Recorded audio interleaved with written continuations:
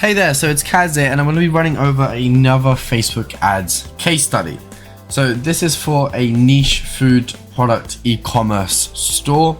So they provide food products which obviously have to have quick deliveries across the US.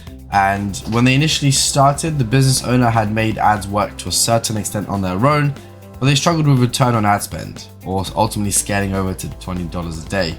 In the sense of when they were running their ads, it just wasn't that profitable. So for every $1 they spent, they were getting about 1.2 back. And when you run the profit margins, it was ultimately breaking even, and it was okay, but it was never really that great. So they reached out to us to basically employ a stronger Facebook ad strategy.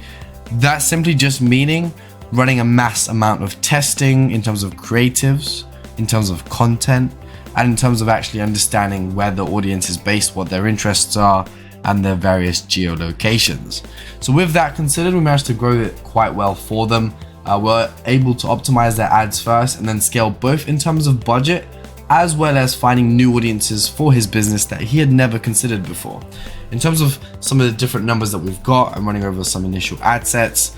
So we've had a total of $7.3K spent on the campaign with $24,500 of a return, which also means that for every $1 he spent, he got $3.33 back. So we're over tripling his money on the Facebook ad front. And that's worked really well for this gentleman running this e-commerce store across the board. This is again just quite an early campaign, but we like to show early campaigns because the results only get better from here in a sense. So when you show an early mark, you can ultimately show just how well it can grow.